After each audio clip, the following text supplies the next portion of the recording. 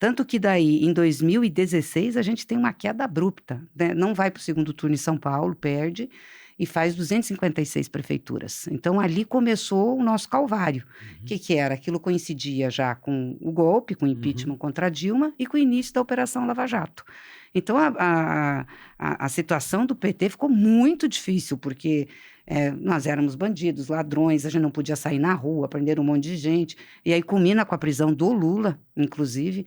Então, é um caldo enorme, assim, contrário ao partido, e a mídia sempre reforçando isso. Então, foi difícil, muito difícil para nós. Tanto que, mas mesmo assim, em 2018, Zé Haddad vai para o segundo turno e faz a quantidade de votos que fez, né? Então, e aí tem uma diferença com a eleição municipal. Daí, 2020, a gente vai para 183 prefeituras, foi uma eleição muito difícil, a gente não tinha candidato, as pessoas não tinha aliança, ninguém queria fazer aliança com a gente, ninguém queria, entendeu? Nós éramos o patinho feio e sujinhos, então nós fomos soltando o candidato, tentando reorganizar o partido para... Quando terminou a eleição, todo mundo dizia, vocês estão mortos, vocês não voltam nunca mais, o PT acabou. As notícias eram tanto exageradas como no marketing. Aliás, é desde 1980 que nós estamos mortos, entendeu? Já nascemos mortos. Aí, nós dissemos, não, vamos organizar e vamos agora para a eleição nacional. E aí começamos a organizar a campanha do Lula. A gente começa a ter um respiro, assim, que as coisas começam a melhorar em 2021. Mas não é melhorar, não. Extrema-direita em cima de nós, em cima do Lula, fazendo, enfim, uma campanha contra o PT, de demonização do PT.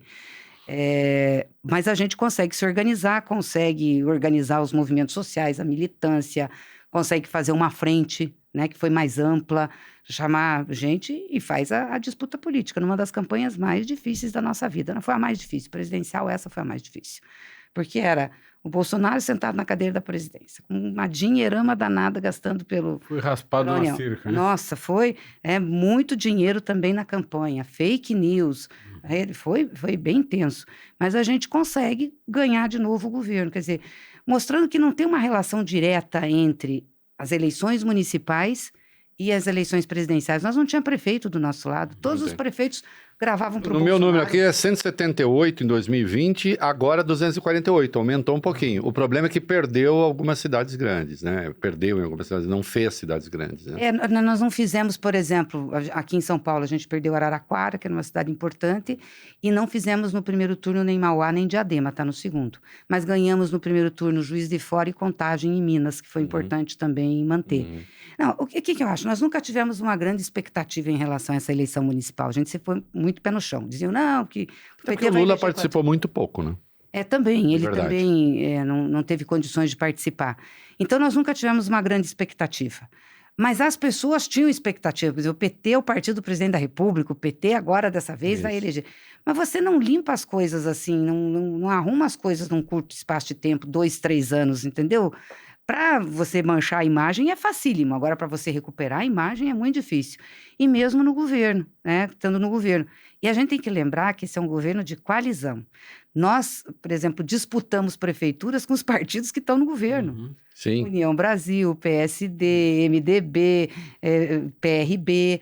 Então, esses partidos também levam a força do governo. Então, a gente chegava lá e dizia assim, olha, o presidente Lula está fazendo Minha Casa Minha Vida, vem para cá, isso é um programa do PT, tem uma decisão política.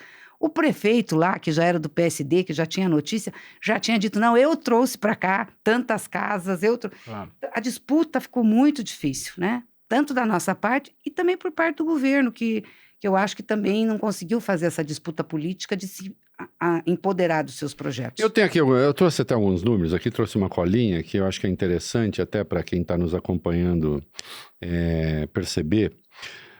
Votos para vereadores. O PT, o PSB e o PSOL tiveram juntos pouco mais de 15 milhões. É um bom número. Sim. Hã? Era o que eu dizia na minha pergunta. Sim, exato. Esquerda com centro deram uma O MDB teve 11,2 milhões. O PSD, 10,3 milhões. O PP, 10,1. O PL, 9,7. União, 9,2. O Republicanos, 8,1. Tudo bem, se eu somo toda essa gente aqui, vou chamar todo mundo de direita, dá 58,6 milhões. Mas peraí, o MDB é bem de direita? Se eu tiro o MDB, dá 47,4. Mas e o PSD? Bom, o PSD, ele está com o Tarcísio aqui em São Paulo, mas tem 3 ministérios. Mas está com o Lula. Está com o Lula.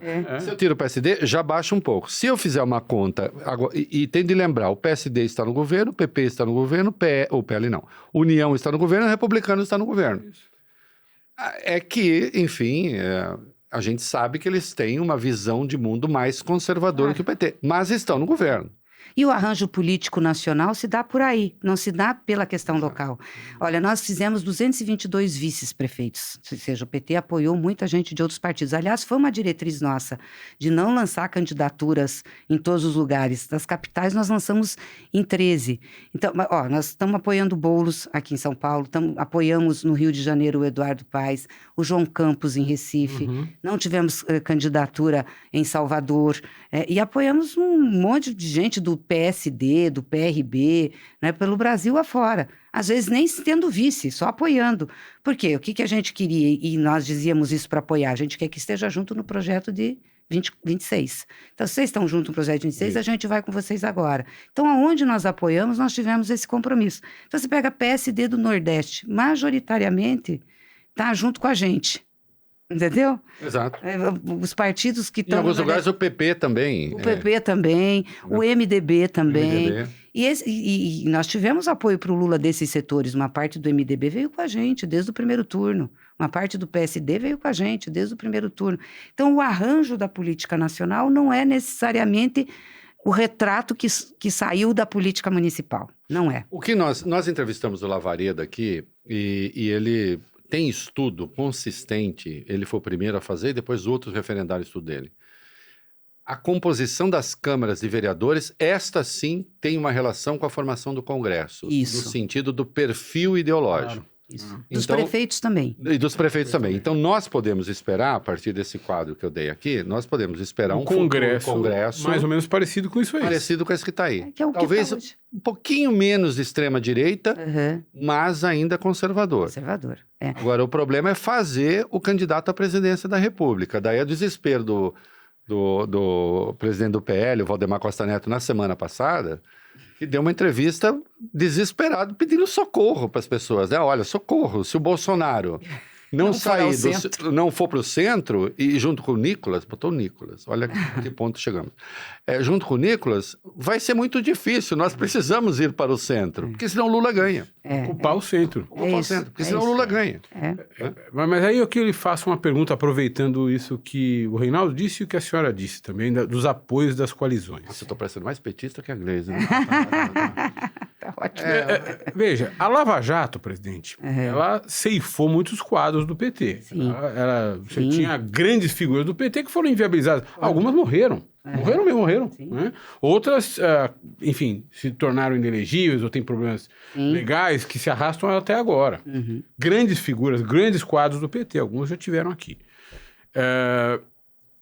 O governo do presidente Lula, o governo atual, tem sido um celeiro de novos quadros. Né? Novos ministros, novos secretários e aí por diante. Gente que está sendo forjada para governar o Brasil, aprendendo a governar o Brasil, conhecendo as entranhas do Estado. Por outro lado, a percepção que eu tenho e que muita gente tem é que o PT carece de grandes líderes populares para eleições majoritárias, para além do presidente Lula. Mas a senhora, na condição do alto do seu grau de presidente do PT, certamente me dirá, se eu estou errado, provavelmente devo estar.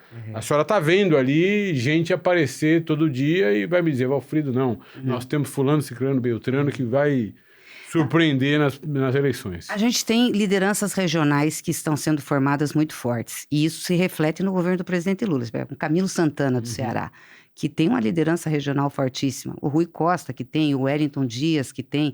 Esses são pessoas forjadas na luta, preparadas, que têm condições de ir. Nacionalmente, uma liderança como Lula, ela não nasce por vontade da gente, né? Ela é forjada na luta. É difícil, nós vamos levar muito tempo para ter uma outra figura como o Lula, acho eu. Né? É difícil. Assim como a direita com o Bolsonaro, com todas as críticas que a gente tem. Ele lidera. Um líder de direita. É um líder de direita. Então, é mais difícil. Então, esses quadros regionais, essas lideranças regionais, elas têm que se forjar nacionalmente. Nós temos o Haddad, que já foi nosso candidato a presidente. tem que fazer a disputa nacional, tem que entrar no quadro nacional. Isso é muito importante. E eu acho que esses ministros nossos, que já tiveram experiência nos estados, têm uma grande oportunidade para fazer isso, para fazer essa disputa política, entrar na disputa política. Precisam fazer isso, era importante fazer, né? E a gente tem que incentivar, porque eu não tenho dúvidas, daí vai sair um nome que vai no futuro substituir o Lula. Uhum. Nós trabalhamos com a hipótese do Lula ser o nosso candidato em 2026. Acho que não tem outra pessoa hoje que possa fazer essa disputa. Mas nós temos que construir caminhos até lá para ter as substituições. Como assim o outro campo vai ter? Você veja, do centro não tem nenhuma liderança expressiva. Quem é que você tem do centro liderança expressiva para disputar? Mesmo da direita. Você vai encontrar na extrema-direita. Né? Eles também têm dificuldade disso, por isso que não tem projeto nacional. O MDB, que tinha um projeto mais nacional, arrefeceu, foi regional. E o PSDB, que disputava com a gente o projeto nacional, foi engolido pela extrema-direita. Então, esse é o quadro que a gente tem.